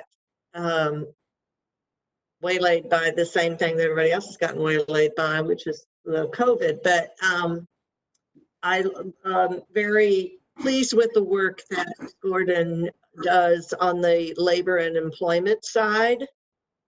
But it is my hope that I will switch at some point to someone, a different firm that we have experience with and have always done a good job for us, Doherty, Wallace, and Pillsbury. And they are very strong on the municipal side, which Gordon's company will readily admit they are not. They are the labor lawyers of note. And Doherty, Wallace, and Pillsbury is definitely one of the better local, by local I mean Western Mass, municipal lawyers. So I think you would be happy with them, and they could probably certainly handle any kind of municipal question that you had. I guess I would ask that you let me try to I will put them in place and give you an opportunity to use them going forward. And that way we don't incur yet another legal firm and yet another legal bill. They are definitely willing to work on a retainer as needed basis. So as I recall the proposal that they made to me. So I just haven't gotten back to them and made that separation yet. Gordon continues to do a lot of labor work for us, so I am in contact with him, but didn't seem like the appropriate time to make that change right now. And Doherty, Wallace, and Pillsbury is certainly okay with that. Thank you, That's Mayor. all I have to say about that. I don't think I'm opposed to you having your own lawyer, but I guess I'm curious as to the necessity of it. Thank you, Mayor. Yeah, we'll take a question from Councilor Forgy. Did you have your hand up? I did, thank you. And this would be for the mayor. I want to just clarify. Gordon Quinn is from the labor firm of Sullivan, Hayes, and Quinn. Is that correct? In Spring? That is correct. Okay. Yeah. Traditionally, they always handled our labor. So you're saying now that they will go back to that traditional piece where they will be labor attorney only? Labor and employment law, yes. And employment, human resources. We also had what we called quote unquote town attorney or city attorney. So this is the role that you're seeing for Doherty, Wallace, and Pillsbury. That is correct. Okay. And when we are sued, for certain things, do we have liability insurance that kicks in? In other words, is there an option for us to also use an attorney taking care of our liabilities and everything else for a suit brought against the town? And that would be included in, say, our premium payment to the insurance companies. Yes, Liz can explain how they're paid, but she can also correct me if I'm wrong on this. We use Maya, M-A, either M-A-I-A, M-I-I-A, M-I-I-A from the Mass Municipal Association. Right, They okay. are actually quite good at that, and they are currently handling some cases for us, and they are actually the better, more reasonable way to go. And if I'm not mistaken, it's included in our dues to Mass Municipal Association. That's actually a great organization too. So Yeah. I understand Councillor Elmer's question. It's a great question. From my vantage point, I think the question comes forward due to past experience that we've kind of had. And I am inclined to, at this point, accept this recommendation It sounds pretty sound. And let's give the municipal attorney a chance to represent the council as well. I don't think that was fully um, utilized. I'm looking for words. But I do understand, but I would just caution that we don't want to have 20 lawyers on board, but let's give No. municipal accounting, the municipal attorney, a chance to represent council, especially in this budget kind of year. So thank you, Phil, for bringing that forward, because that was very key for all of us. But I'm I'm going to weigh in and say I'm very supportive of your proposal on legal counsel. Thank you. Great. Thank you, Councillor Forgy and Councillor Elmer. I'll just say that I'm also in agreement, and I don't think that this requires any action from council, but it seems clear that there could be some cost savings potentially. I know that budgeting for how much exactly you're going to get sued each year is kind of fast and loose. I'm pretty sure we're way over, like almost way over this year, right? In our year to date, yeah, you don't even want to look at it. Now that we've paid all our bills. Yeah, but anyway, I think that makes too much sense. I think that normally the city council requests for city attorney services are fairly minimal compared with all the other requests that come in, and so from my standpoint, we would be don't try to ask any questions for at least a month. Don't worry, we've already. Have you noticed? We could be bothering you a lot more than we are, but we know you've got better things to do right now. Well, no, I haven't had, as I said, I haven't had a chance to talk to Gordon yet, and to confirm with Doherty Wallace. So that's quite all right. Any further questions from councilors about the legal line items? I'll just ask one question before we move on. I was just wondering where we're at in terms of implementing, sort of professionalizing our hiring and firing processes and general human resources processes in general, because I think that is where at least some of the legal expenses come from. And I've thought that in the past, it was an area that there was room for improvement, perhaps. Is there any efforts being made in that? And this is a question for really whoever wants to take it. Yeah. Well, let me chime in. I'm actually very impressed with Human Resources Director Diana Letourneau and both her availability to me and her speed with which she has been able to address human resources issues that could have been a problem, but didn't have to rise to that level because of her attention to it and her relationship with, which is quite good, with Gordon.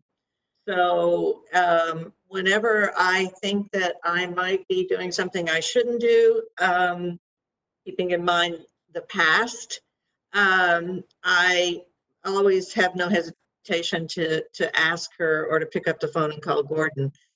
So I think that some of part of the processes and procedures, the standard operating procedures that I mentioned a few council meetings ago that we were pulling into line, has identified some of the areas where different departments don't utilize human resources like they should. And so we are beginning to take steps to correct that piece of it. So if that's what you're talking about, yes, but most everyone, and this is this is the one time I wish Danny were on here, because she and Diana work very closely together to often try to circumvent an issue when it might be arising.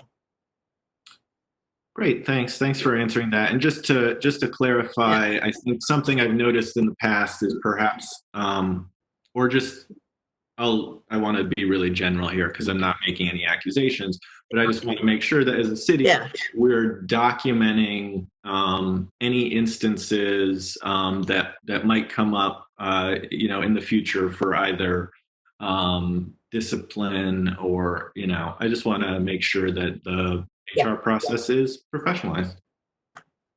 Yes, yes, it is. We're there. Great. It's becoming that way, at least in the places where it wasn't as good as it could have been. Great. So, unless anyone has any further questions on legal, I'm going to turn the page to tax title, which we covered already. It's 8 o'clock. I'm hoping that most of these budget hearings will only last 2 hours, and I think we're almost there tonight. Bear with us as we finish up. So I think we should move now to page 139 on the budget book to talk a little bit about debt service and bonding. Oh. Yep, Director. Kelly's still here? I'm still here, yeah. Yay, thank you. I'm falling asleep yet. No. What page are we on? 139. So this lays out the loans of various years, the debt service, and then the debt interest is on the next page, and our short-term interest. Yeah. Ms. Varner, anything you'd like to say just as an overview of where that's at? Well, obviously, we just did a bond issue this past August, finally. So that's all included in that. These are obviously all obligations that we have to pay. We don't have a choice, so there's really no wiggle room. The short-term interest was an estimate that our financial advisor had given us for the ban issue that we had just done, because that's the only interest we're going to have to pay during the course of the year. If we issue any new bans, we can structure it so that the interest won't come due until the following fiscal year, so we won't have to worry about that. But with debt, the budget kind of is what it is, so there's not really any wiggle room there. I do think that there was one change, which Liz, the state qualified. Oh no, It's yeah, we did. it's off. It's on the recap sheet. Okay. Well, there is. We talked about that. Yeah, okay. Making that change. Yeah. Yeah, we do have a State House note that comes directly out of our state aid that's shown in a different part of the budget. On the recap sheet. On the recap. So yeah, it's right on there. Yeah. Like, I don't know if there's anything else you want to add to it, Liz, about, the debt. It kind of just. Well, the number is included, obviously, in any debt service schedules and everything else. It's really the mechanism by which it's being deducted from our Chapter 70 directly that historically, well, it was it 2014? Yes. Yep. It started being deducted, and it was placed as on the recap sheet as kind of like an assessment because it's being deducted from our Chapter 70 aid. But it is debt. Yes. Got it. Thanks. Any questions? Like you say, we can't really adjust these line items, but if there's questions from any of the counselors, we'd be happy to take them. I have a question, if I can, for both Kelly and Liz. Yes, Counselor Forgy, go ahead. Thank you.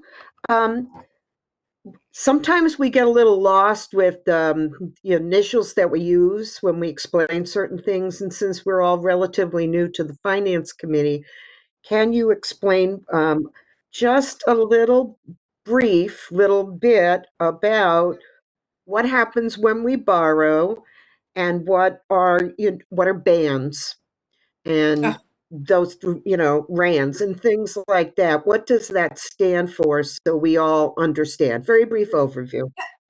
So a ban is essentially oh my God, I can't talk anymore. Short-term note. It's a bond anticipation note.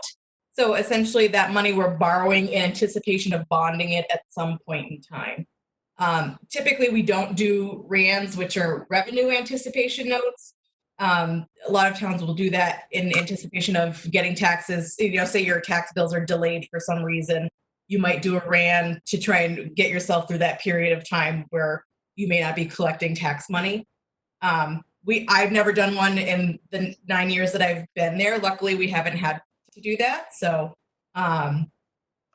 like I said, typically we will do bans. We try and bond every couple of years. You can stretch bans out now for 10 years if you want to. Generally speaking, it's better to bond at a point because the interest rates of bans fluctuate. So it's better to lock in. Typically, you can lock it at a lower rate too when you bond. So I forget now what the other part of your question was. Okay, no, I was wondering about, for instance, just use a small borrowing project. I don't know if school's the better thing to say, but when we have an override, we go out to borrow, or when the mayor determines we need a borrowing at this point, we go out to borrow. Before we can borrow the money, we go out for bonding in anticipation of actually doing the major borrowing, correct? Yes. Why is that?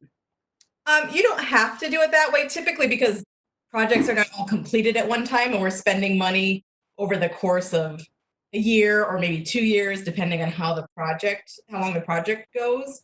You typically would want to bond the whole amount of the project rather than bonding pieces of it because there's a lot of expenses associated with bonding. So you don't want to necessarily do that all the time.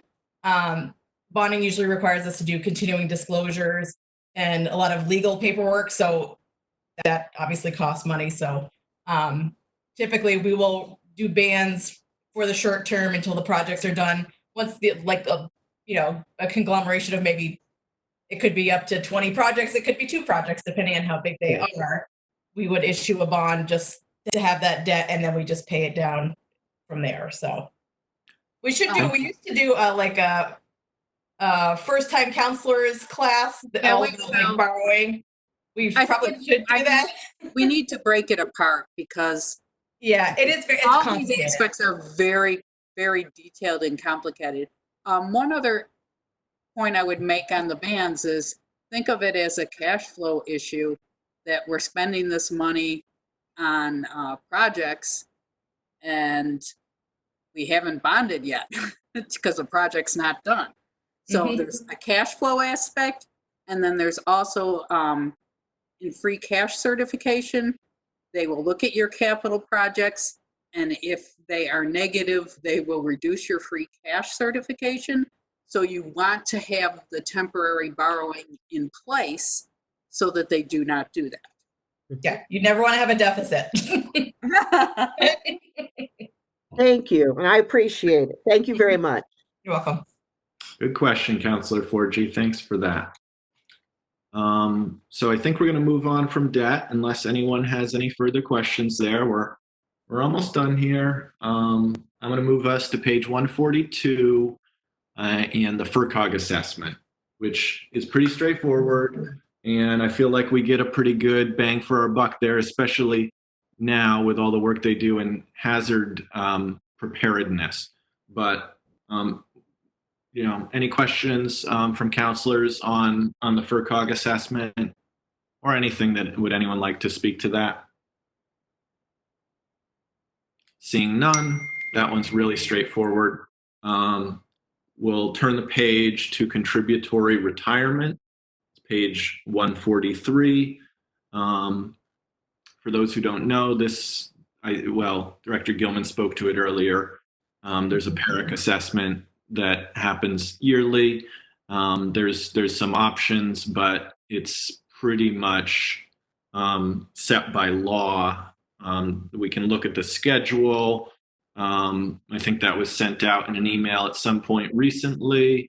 The schedule adjusts based on new hires and based on when the date to be fully funded is in the schedule, which I'm gonna really guess here, but I want to say it's either like 2032 or 2035. It's a ways out, and so we're going to anticipate these $300,000 to $500,000 cost increases in the budget every year, and it's just something that we have to deal with.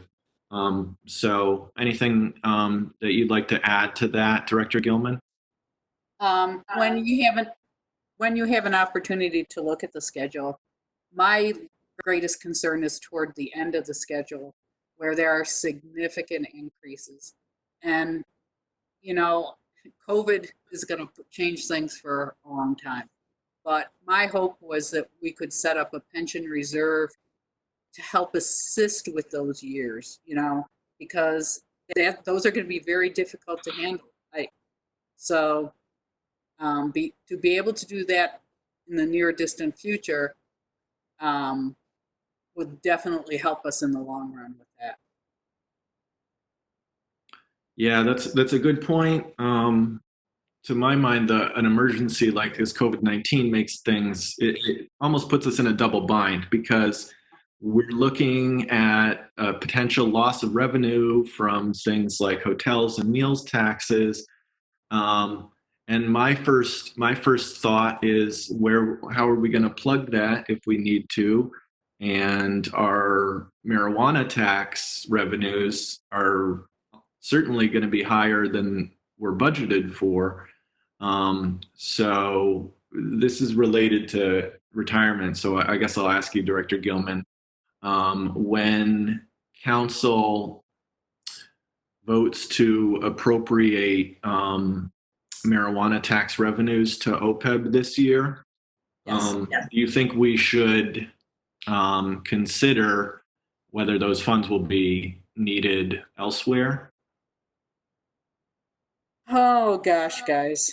I suppose it's always worth the conversation, but I will tell you that I very recently, our actuary who works on determining the liability for OPEBs has been pushing, like, when are you going to transfer it? How much is it going to be? Because as soon as you get to this level, we can reduce the liability. So, you know, it's one of those things that you just can't keep pushing off, because it's going to snowball. As the pension, you know, so many communities are not going to be able to afford this assessment, and yet they've already extended it once. I don't believe they'll extend it again, you know, and they may redo it because of the current stock market situation.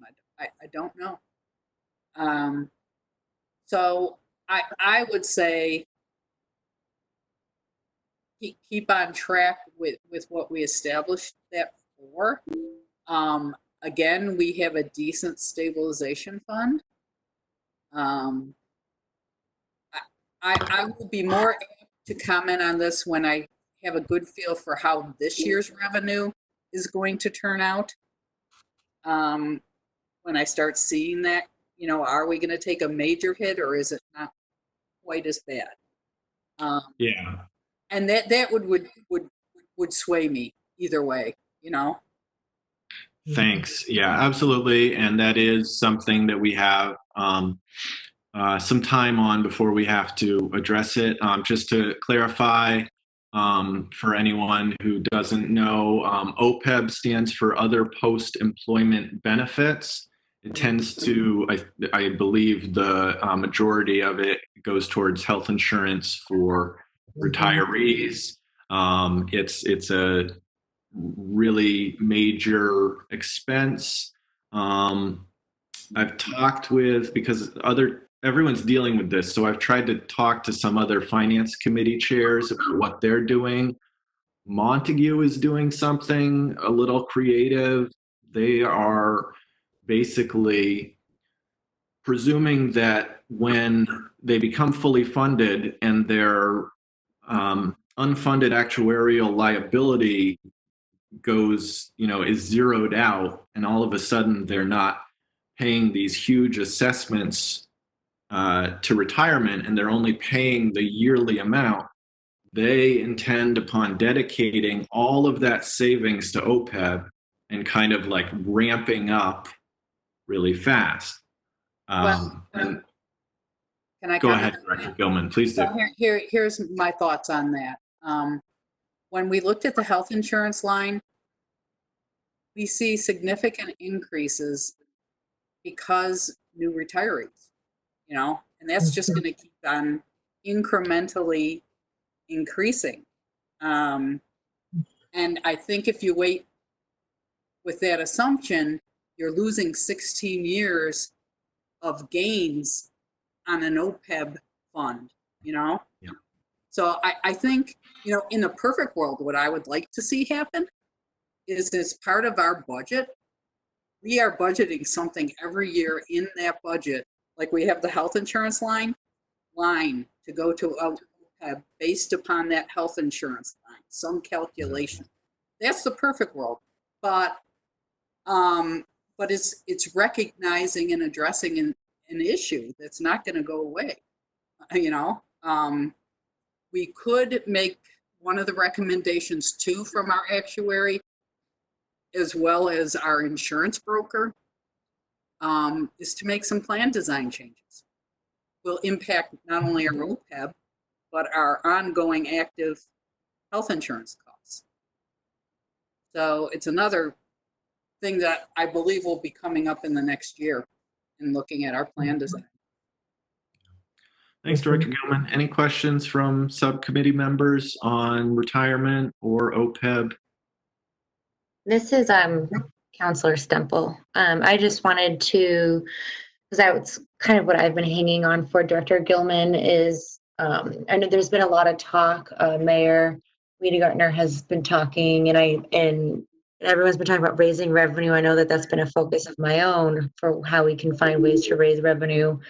But it's also that key, that the quickest way to raise your revenue is by finding ways to reduce costs. And I don't mean cuts. And so I really think that analyzing what we've been doing again and again and again and again each year in terms of plan design, and that doesn't have to mean making it more expensive. It can mean making sure that everyone's paying their fair share. I think it's a smart thing to look at. And obviously, we have so much other, I won't swear, stuff going on right now, but I'd be interested to learn more when things settle down into things that you've noticed, Director Gilman, that we've just been doing because we've always done it, where we might be able to create and capture some savings while being more efficient and still taking care of people at Town Hall. Yeah, it definitely needs to be done. And it's really kind of part of the reason in the budget presentation I wanted you all to see, because the health insurance is a big part of that fixed cost. We need to recognize and work on that block of costs that are contained within that. Health insurance and pension is a large portion. Yeah. Thanks, Director Gilman, and thanks, President Stemple. That was a great question. Anything else? Yes, Mayor. Was that the mayor? Yes, it was me. I wanted to add on to that. Yes, Ashley, thank you for that question. I think part of the message is that while this COVID thing has made me see how understaffed we are in so many areas, and that I think it behooves us to begin also thinking about how we can staff ourselves in such a way that we are really prepared for all kinds of things and also to get all the work done. But the costs associated with a new hire is also retirement and health insurance. So it sounds like I am talking out of both sides of my mouth when I say it's important to look each budget year as we are building our budgets at our staffing. And do we need to, as someone retires, was that a critical place that we needed to hire someone, or can we not? And this goes across the board, both for the general budget, our city side budget, so to speak, and the schools.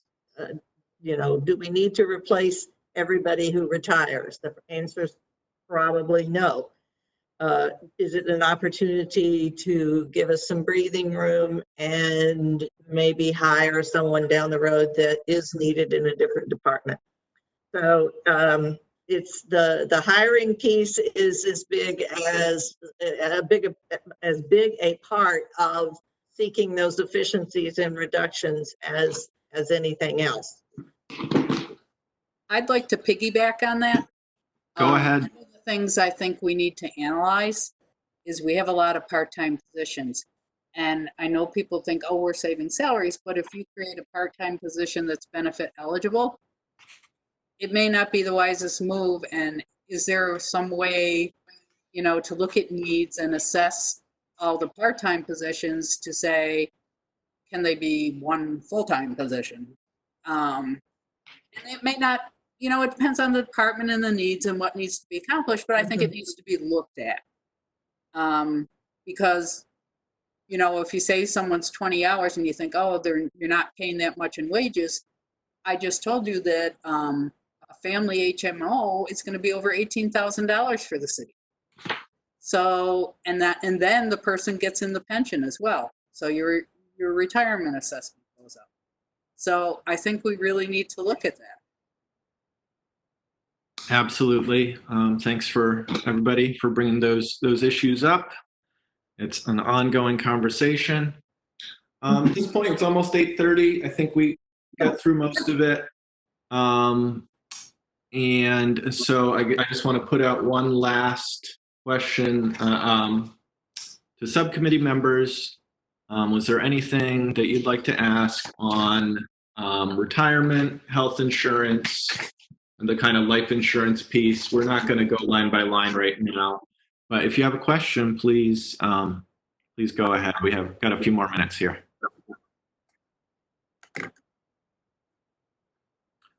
Okay, seeing none, I think that's it for tonight. There are no capital items that I know of originating out of, well, there actually are a couple originating out of town hall, but I thought that those could wait for the small departments night. Maybe Fernando from IT could address the technology item, and I think most of the capital items, as always, come out of schools and DPW. I think that's it for tonight. To my fellow subcommittee members, do any of you have questions about the process or anything that you'd like to add? Okay. Councilor Wheeler? Yes. When a motion to adjourn is made, whoever makes the motion and whoever seconds the motion, if you could state your name, please, so I could record it properly for the minutes.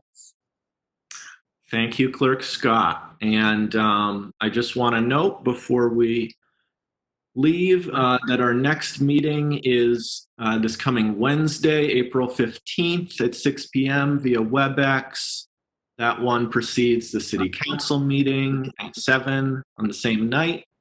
Our next budget hearing is a week from tonight, 6 p.m. Thanks, everyone. I'll entertain a motion to adjourn. So moved. Chris Forgy. Moved by Chris Forgy, I'll second Ginny DeSorga. seconded by Counselor DeSorger. This meeting is now adjourned at 8:25. Thanks, everyone.